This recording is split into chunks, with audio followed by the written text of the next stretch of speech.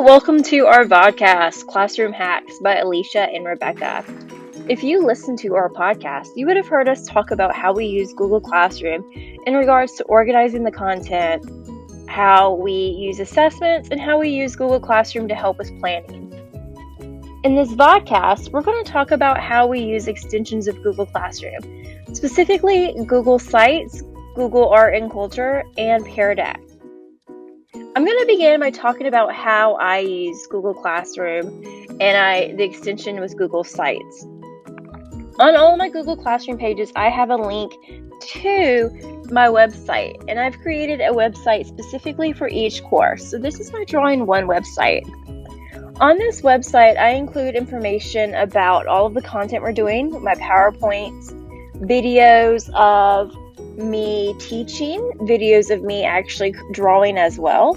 I will include handouts and other resourceful videos. These are really good for students if they just need a refresher, they don't remember how to do something, or if they were absent for a day and they want to get caught up. So this is a very good resource for them.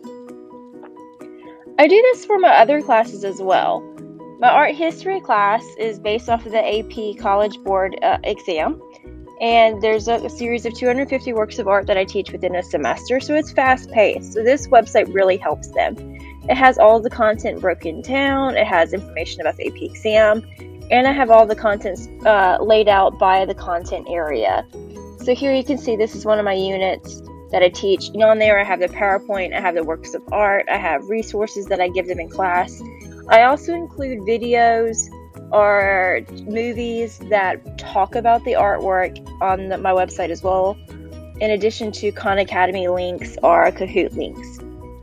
So I do a website for all of my classes.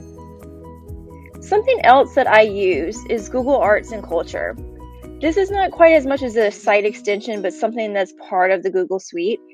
It's really good because it allows for me to get a lot of more in-depth information about art and culture specifically, but it's not limited to art and culture.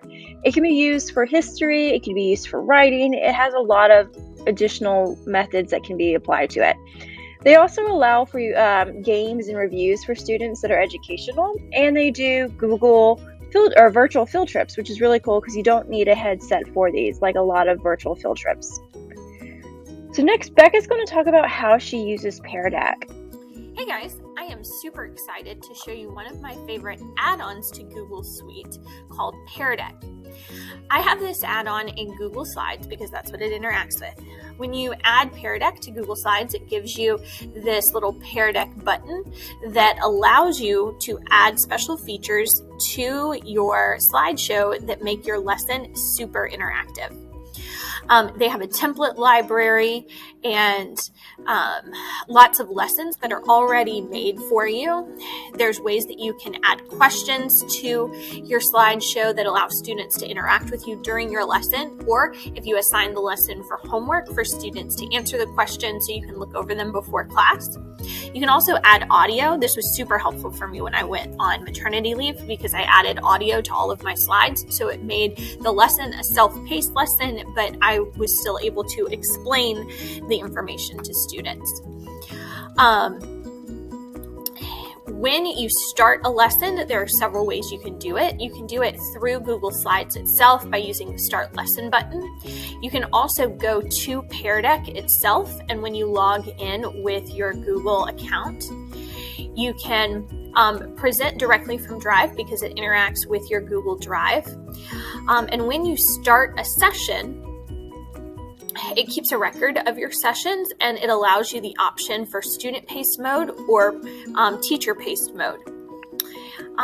Also, it gives you a presenter view, and there is a teacher dashboard view. So the presenter view is what you present to the students, and you can use the buttons to work through it. And in the teacher view, it allows you to see students' answers. I hope you enjoyed this presentation of Peardeck. We will see you soon. Hey guys, I am super That wraps up our vodcast. Hopefully you enjoyed it. If you would like more information on the things we discussed in this video, please make sure to check out our website. We have included additional links on how to use the stuff that we've mentioned, as well as other things mentioned in our podcast. If you haven't listened to our podcast, please go and do so. Thanks for watching.